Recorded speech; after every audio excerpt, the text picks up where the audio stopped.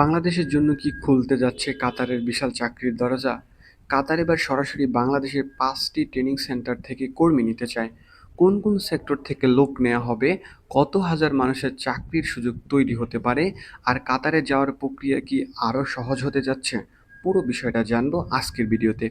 বাংলাদেশ ও কাতারের মধ্যে অনুষ্ঠিত হয়েছে ৭ম যৌথ কমিটি বা গুরুত্বপূর্ণ বৈঠক। এই বৈঠকে কাতার বাংলাদেশের দক্ষ কর্মী নিয়ে বড় ধরনের আগ্রহ প্রকাশ করেছেন।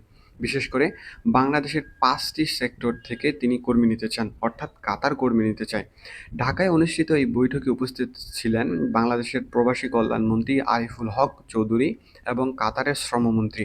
কাতার এই বৈঠকে জানায় তারা বিশেষভাবে ৪টি সেক্টর থেকে বাংলাদেশ থেকে তারা দক্ষ কর্মী নিতে চায়।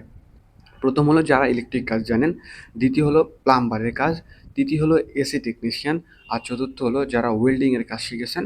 এই চার ধরনের ক্যাটাগরির লোক তারা বর্তমানে কাতারে সরকার নিতে চাচ্ছে। বাংলাদেশ সরকার জানিয়েছে বর্তমানে কাতারে প্রায় ৪,৭৩,০০০ বাংলাদেশি কর্মী কাজ করছেন।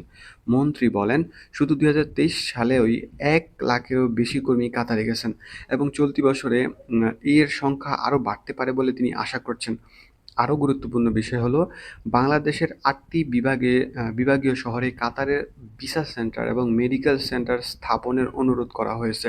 তার মানে ভবিষ্যতে ঢাকায় না গিয়েও অনেকেই সহজে ভিসা করতে পারবেন এবং মেডিকেলের প্রসেসটা খুব সহজেই আপনার নিজ শহরের এলাকায় করতে পারবেন। আ কাতারের শ্রমমন্ত্রী আশ্বাস দিয়েছেন তিনি বিষয়টি গুরুত্ব দিয়ে দেখবেন।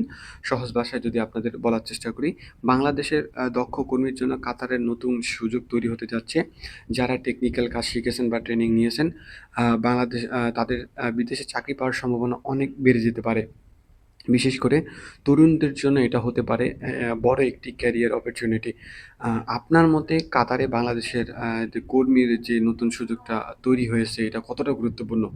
বাংলাদেশের সরকারের কি উচিত কাতারের মতো আরও বিভিন্ন দেশে কর্মী পাঠানো? আপনার মূল্যবান বক্তব্য অবশ্যই কমেন্ট বক্সে জানিয়ে যাবেন। দেখা হচ্ছে পরবর্তী কোনো ভিডিওতে। ততক্ষণ ভালো থাকবেন, সুস্থ থাকবেন। আসসালামু আলাইকুম।